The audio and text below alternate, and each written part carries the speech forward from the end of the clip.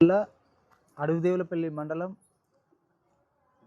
నందికొండ కొత్త నందికొండ గ్రామ పంచాయతీ పరిధిలో ఉన్నాం. ఇక్కడ గెలిచిన సర్పంచ్ గారు మరి అభివృద్ధి కార్యక్రమాలు ఎట్లా ఉన్నాయో, ప్రభుత్వ సంక్షేమ పథకాలు ఏ విధంగా ప్రజలకు అందుతున్నాయో వారి మాటలను అడుగుతున్నాం. నమస్కారం సర్పంచ్ గారు, ఉప సర్పంచ్ గారు. నమస్తే అండి. ఇక్కడ మీరు గెలిచిన తర్వాత ఎలాంటి అభివృద్ధి జరిగింది? గెలిచిన తర్వాత మంచిగానే ఉంది. ఇప్పుడు పెన్షన్లు కానీ అన్నీ మంచిగానే జరుగుతున్నాయి. బియ్యం అలాంటివి మంచిగానే అందుతుంది. ఇక్కడ ఈ మారుమూల ఈ తండా అవును, గతంలో అంటే గత ప్రభుత్వం తండాలను గ్రామ పంచాయతీ చేసింది. అవును. తండాలు గ్రామ పంచాయతీ ఏర్పడిన తర్వాత ఎలాంటి అభివృద్ధి సంక్షేమం జరిగిందంటారు? ఇప్పుడు అంతకుముందు మరక్షల గ్రామ పంచాయతీ మాది, అక్కడ నుంచి ఏర్పడ్డాం. ఇప్పుడు కూడా మరక్షల కంటే ఇక్కడ మంచి డెవలప్ అవుతుంది. ఊరు కూడా మంచిగానే డెవలప్ చేస్తారు. ప్రతి ఒక్క పనులు అందుతూనే ఉన్నాయి. మాకు గవర్నమెంట్ పనులు కూడా మంచిగానే వస్తున్నాయి. ఇల్లులు వస్తున్నాయి, మోటార్లు కానీ కరెంటులు కానీ అన్నీ మంచిగానే సౌకర్యం ఉంది. ఇక్కడ ఈ అరువులకు ఏదైతే పెన్షన్లు కావచ్చు, రేషన్ కార్డులు కావచ్చు, ఇందిరా మిల్లు ఏ మేరకు అందుతున్నాయి? ఇందిరా మిల్లు అయితే ఇప్పటివరకు ఒక 16 వచ్చినాయి సార్. ఇంకా కటిమి ఇంకా రావాలని లిస్ట్ ఇచ్చినాం. నెక్స్ట్ వస్తుంది కూడా. ఈ తండాలో మౌలిక సదుపాయాలు రోడ్లు కావచ్చు, డ్రైనేజీలు కావచ్చు, వీధి లైట్లు కావచ్చు, పారిశుద్ధ్య కార్మికుల పని ఏ విధంగా ఉంది? ఇప్పుడు వర్షాకాలం కాబట్టి మీరు ఎలాంటి చర్యలు చేపడుతుంది గ్రామ పంచాయతీ? ఇప్పుడు రోడ్లు అయితే కొన్ని వచ్చినాయి ఇప్పటికి. అప్పుడు కొన్ని ఆ గవర్నమెంట్ ఇప్పుడు వచ్చింది, మాకు కూడా కొన్ని వచ్చినాయి. ఇంకా ఇస్తామన్నాడు సారు, రాలేదు. రేపు 5వ తారీఖు మీటింగ్ ఉంది. మీటింగ్లో ఎంతో అంత పని ఇస్తాను అన్నాడు. ఇప్పటికీ వచ్చిన వరకు చేసినాం. ఇంకా 30 లక్షలకి సీసీ రోడ్లు వచ్చినాయి. ఒక 5 లక్షలకి డ్రైనేజ్ వచ్చింది. ఒక 5 లక్షలు మట్టి రోడ్డు వచ్చింది.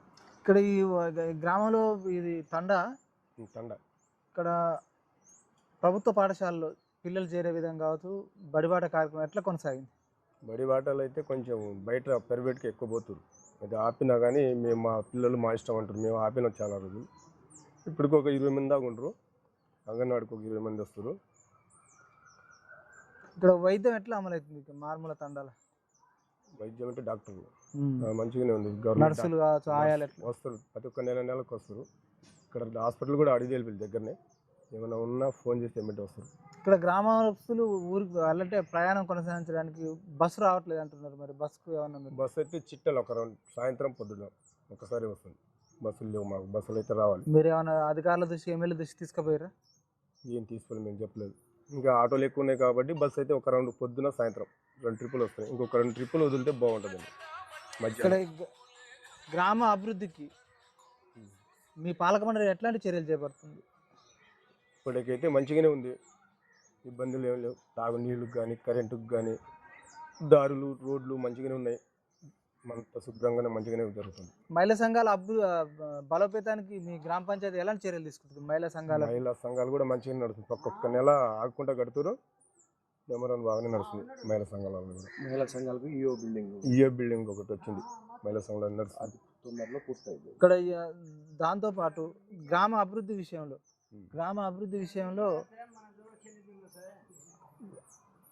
మహిళలకు ఉపాధి అవకాశాలు కల్పించడానికి మహిళా సర్పంచ్గా ఉన్నారు మీ సత్యమణి గారు. ఎలాంటి చొరవ తీసుకుంటున్నారు? దానిక ఇంకొక అవకాశం ఏంటంటే మా స్కూల్లో మినీ ప్రైమరీ స్కూల్ అని కొత్తగా ఇప్పుడు వచ్చింది. గవర్నమెంట్ శాంక్షన్ చేసింది.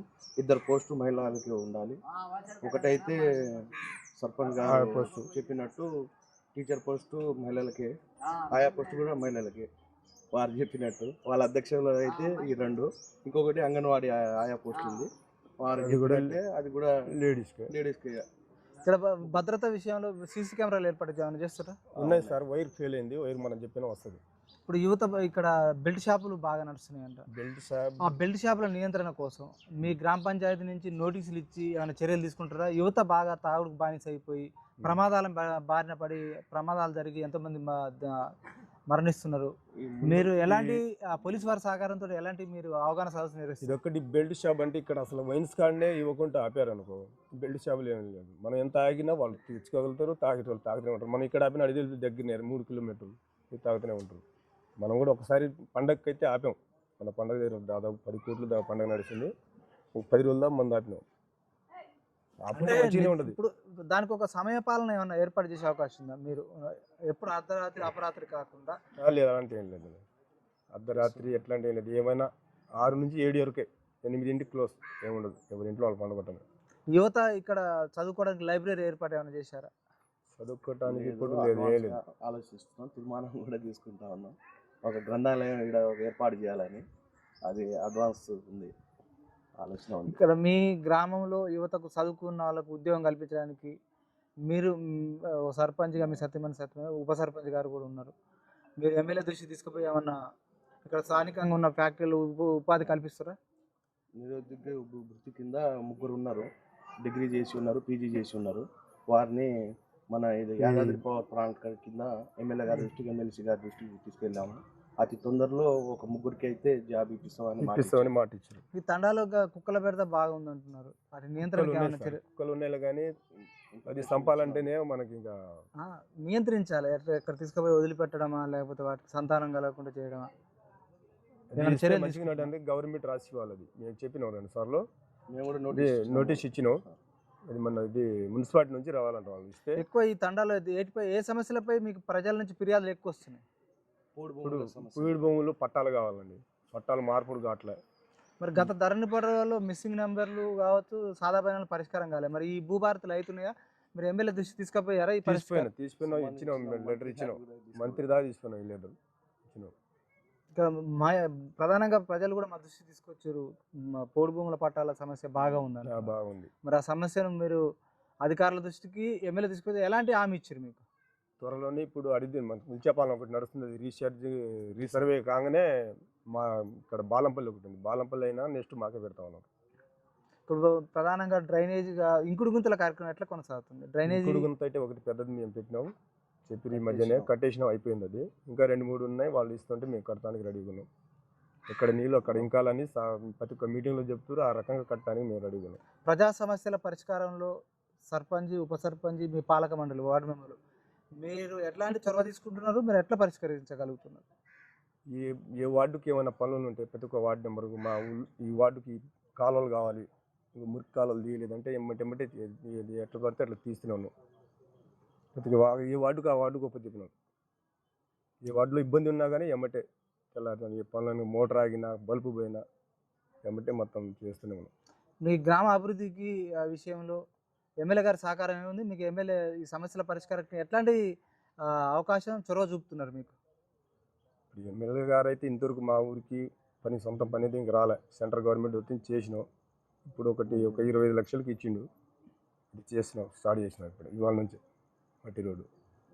ఇంకా తండాలో చాలా సమస్యలు పెండింగ్లు ఉన్నాయి అంటున్నారు. ఈ పెండింగ్ సమస్యల పరిష్కారానికి సర్పంచ్, ఉప సర్పంచ్ గారు భవిష్యత్తు ప్రణాళిక ఏముంది? ఈ గ్రామ పంచాయతీని ఎట్లా తీర్చిదిద్దుతారు మీ 5 ఏళ్ల పీరియడ్లో? నెలకి మీటింగ్లో చెప్తూనే ఉన్నాం, రాస్తున్నాం. ఇవన్నీ సార్కి ఇస్తే ఆ సారు మాకు పనులు ఇస్తే ప్రతి ఒక్క బజార్లకు ఏది లేకుండా మంచిగా చేస్తాం.